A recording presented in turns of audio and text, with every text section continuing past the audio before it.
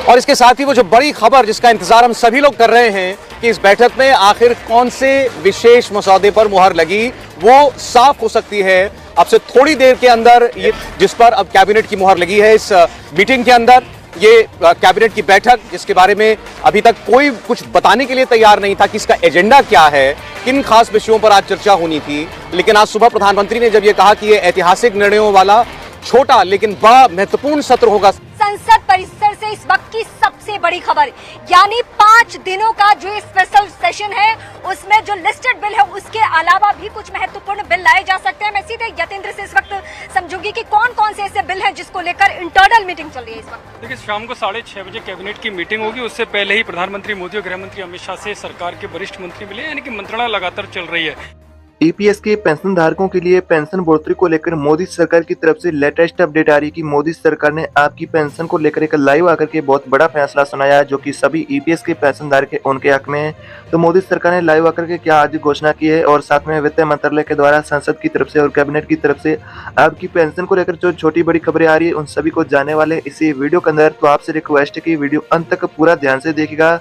अगर आप इसी चैनल पर पहली बार आए तो चैनल को सब्सक्राइब कर दे, पास घंटी का बटन दिखेगा उसे भी दबा करके ऑल पर प्रेस कर दे, ताकि आने वाली अगली ऐसी वीडियो आपको सबसे पहले मिले। तो आपकी पेंशन से जुड़ी 4 बहुत बड़ी अपडेट आ रही है। मोदी सरकार के द्वारा कौन सी बड़े ऐलान किए गए हैं, साथ ही संसद की तरफ से कैबिनेट की बैठक और साथ ही सुप्रीम कोर्ट और ईपीएफओ की जुड़ी जो जानकारी है उन सारी जानकारी को बताने वाले हैं। तो आप इस वीडियो को अंत तक देखते रहिएगा। पहले बात करें आपकी पेंशन को लेकर मोदी सरकार ने कौन सी बड़ी नई घोषणा की है। ताज़ा अपडेट आ रही है कि अगर आपका मूल वेतन यानी कि 15,000 रुपये से अधिक है, अगर आप ईपीएफओ के सब्सक्राइबर नहीं हैं और आप ईपीएफओ के सब्सक्राइबर बनना चाहते हैं, यानी कि आप अभी तक ईपीएफओ के सब्सक्राइबर नहीं हैं, अगर आप नए कर्मचारी हैं, अगर ईपीएफओ के अंदर शामिल होना चाहते हैं, तो आपके लिए मोदी सरकार जो 15,000 रुपये से अधिक जो बेसिक सैलरी वाले कर्मचारी हैं उनके लिए एक नई पेंशन योजना लाने पर विचार कर रही है। इस तरह की अपडेट आ रही है, उसको लेकर प्लान बनाया जा रहा है। जो कर्मचारी अभी तक ईपीएफओ के अंदर कवर नहीं है उनके लिए मोदी सरकार एक नई यानी कि पेंशन योजना लाने पर विचार करिए, जिसके तहत जो आपका मूल वेतन है, जो कि वर्तमान में 15,000 रुपये से कम जो यानी कि मूल वेतन वाले कर्मचारी है वही ईपीएफओ के अंदर शामिल हो सकते हैं और उन्हें 15,000 रुपये के हिसाब से ही पेंशन मिलती है। तो मोदी सरकार उनके लिए एक नई पेंशन योजना लाने पर विचार कर रही है। साथ ही ईपीएस पेंशन बढ़ोतरी को लेकर भी बड़ी घोषणा की है कि पेंशन धारकों को वर्तमान में 1,000 रुपये की पेंशन मिलती है, उसे बढ़ा करके उनकी मिनिमम पेंशन को कम से कम 7,500 रुपये करने को लेकर पेंशनर्स की मांग है, उसको लेकर भी बड़ी घोषणा की है। और पेंशन धारकों ने मोदी सरकार से मुलाकात की और उसके बाद इस तरह की अपडेट आई कि 7,500 रुपये की मिनिमम पेंशन जल्दी लागू किया जा सकता है। तो आपकी पेंशन को लेकर मोदी सरकार ने यह बहुत बड़ी घोषणा की है कि 7,500 रुपये की आपकी पेंशन की बढ़ोतरी लागू की जा सकती है। आपको बता दें कि कैबिनेट की तरफ से बड़ी अपडेट आ रही है कि कैबिनेट अगले सप्ताह में आपकी पेंशन को लेकर बैठक करने वाली है, जिसके अंदर जो मोदी सरकार ने घोषणा की उनको लागू किया जा सकता है। तो इस तरह की अपडेट आ रही कि जो पहले कैबिनेट की बैठक हुई उसके अंदर जो आपकी पेंशन को लेकर चर्चा हुई है उसके अनुसार यह अनुमान लगाया जा रहा है कि कैबिनेट की दूसरी बैठक होने वाली अक्टूबर के दूसरे सप्ताह में, जिसके अंदर आपकी पेंशन बढ़ोतरी को लेकर जो घोषणा की गई है उनको लेकर चर्चा होने वाली है दोबारा और लागू भी किया जा सकता है। बात करें सुप्रीम कोर्ट की तरफ से, तो पेंशन धारकों के लिए सुप्रीम कोर्ट की तरफ से इस तरह की अपडेट आ रही है कि सुप्रीम कोर्ट भी इसको लेकर जैसे ही ये घोषणा हो जाती है कैबिनेट की बैठक में, उसके बाद इसे लागू भी किया जा सकता है। 7,500 रुपये की मिनिमम पेंशन अभी वर्तमान में सुप्रीम कोर्ट में यह मामला विचाराधीन है, उसके ऊपर सुप्रीम कोर्ट भी लगातार सुनवाई सुप्रीम कोर्ट में भी चल रही है। तो इस तरह की आपके लिए सुप्रीम कोर्ट की तरफ से अपडेट आ रही है कि बात करें अब ईपीएफओ के द्वारा कौन सी नई घोषणा की गई है, तो ईपीएफओ की तरफ से एक बहुत बड़ा यानी कि आपकी पेंशन को लेकर सर्कुलर जारी हुआ है ईपीएफओ का, जिसके अनुसार ईपीएफओ ने आपकी ज्यादा पेंशन के लिए आपके लिए सर्कुलर जारी किया। जो कर्मचारी ज्यादा पेंशन पाना चाहता है तो उनके लिए जो ईपीएफओ ने जो नया सर्कुलर जारी किया है, जिसके मुताबिक आप अगर ईपीएफओ के मेंबर है या ईपीएफओ के सब्सक्राइबर है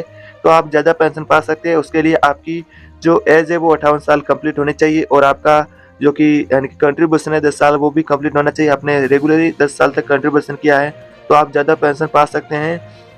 साथ ही ईपीएफओ की तरफ से भी आपके लिए ये बहुत बड़ी घोषणाएं हो चुकी है, यानी कि सर्कुलर जारी किया है जिसके अंदर ये घोषणा की गई है जो ईपीएफओ के द्वारा जो इन शर्तों को जो कर्मचारी पूरा करता है तो उन कर्मचारियों को ज़्यादा पेंशन मिलेगी।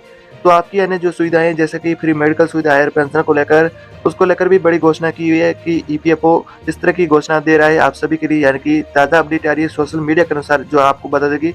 उसके अनुसार ईपीएफओ का कहना ऐसा है कि आपकी साथ में मिनिमम पेंशन जो बढ़ोतरी मिलेगी, साथ में आपको उन्हीं को ही हायर पेंशन मिलेगी। और फ्री मेडिकल सुविधा की बात करें तो फ्री मेडिकल सुविधा सभी कर्मचारी वर्ग है ईपीएस की जो सब्सक्राइबर पेंशन है उन सभी को फायदा दिया जाएगा, लेकिन हायर पेंशन का फायदा उन्हीं को दिया जाएगा जो ज्यादा कंट्रीब्यूशन किया जाएगा। तो इस तरह की आपके लिए पेंशन से जुड़ी बहुत बड़ी खुशखबरी आ रही है।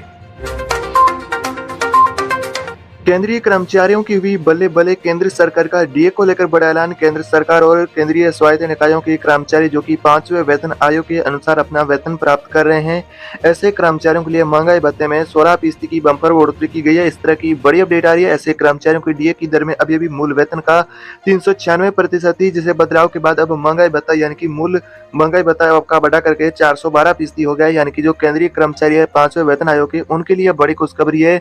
डीए को लेकर बहुत बड़ी वित्त मंत्रालय ने घोषणा की है। वित्त मंत्रालय के व्यय विभाग की ओर से जानकारी देते हुए बताया गया कि केंद्र सरकार और केंद्रीय स्वायत्त निकायों की केंद्रीय कर्मचारियों के संबंध में महंगाई भत्ते की दर में 5 जो यानी कि केंद्रीय नीति के मौजूदा यानी कि 396% से बढ़ा करके आपका महंगाई भत्ता 412% किया जाना है। वेतन आयोग का फैसले को हो गया है। इस तरह की बड़ी अपडेट आ रही है।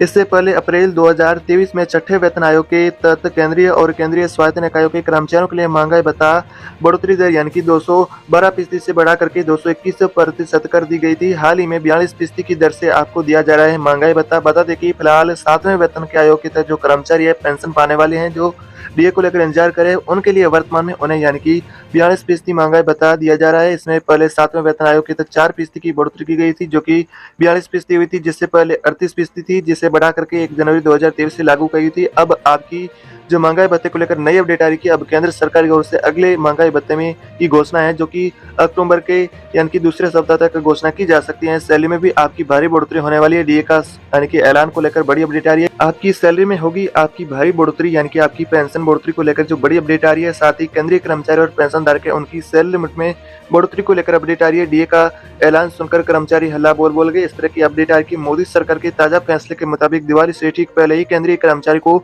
3% का महंगाई भत्ता तक का यानी कि आपको तोहफा मिल सकता है। ऐसे में अगर कर्मचारियों का मूल वेतन 18,000 रुपए है और वेतन में उन्हें यानी कि बढ़ोतरी मिलती है और महंगाई भत्ता बढ़ोतरी मिलती है, तो उन्हें वर्तमान में 42% की दर से महंगाई भत्ता मिल रहा है। उसे बढ़ा करके आपका यानी कि 3% और बढ़ा करके 45% किया जा सकता है।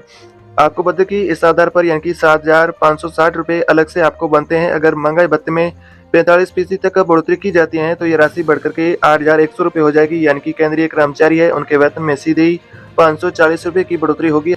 कर्मचारियों के अधिकतम मूल वेतन की गणना आपका 56,900 के आधार पर की जाती है। महंगाई भत्ते के ऊपर 23,898 रुपए अलग से आपके जमा किए जाएंगे। आपकी डीए बढ़ोतरी को लेकर बड़ी खुशखबरी आ रही है। डीए बढ़ोतरी को लेकर हरियाणा सरकार ने 7वें वेतन आयोग के तहत लाभ ले रहे थे।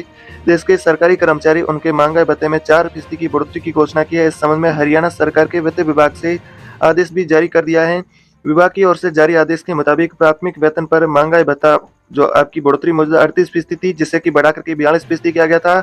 अब 1 जनवरी 2023 से यह प्रभावी है, जो कि अब आपका यानी कि मांगे की 42% की जो आपकी डीए की बढ़ोतरी हो, तो उसको लेकर आपकी अपडेट आ रही है कि जल्द इसमें भी इजाफा किया जाएगा।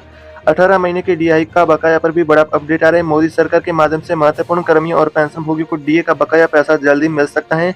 अगर ऐसा होता है तो कर्मचारियों को 2 लाख रुपए से अधिक का लाभ मिलता है। दरअसल कोरोना काल के दौरान अधिकारियों ने जनवरी 2020 से जून 2021 तक का डीए जो बकाया नहीं भेजा है, जिसके बाद से ही केंद्रीय कर्मचारी कारोबारी लगातार मांग कर रहे हैं कि डीए की जो बकाया राशि है एरियर की, उसको यानी कि केंद्रीय कर्मचारी उनको दिया जाए। तो अगर आपको बता दें कि अगर आपका ये एरियर जारी होता है तो आपको बहुत अच्छा यानी कि लाभ मिलेगा।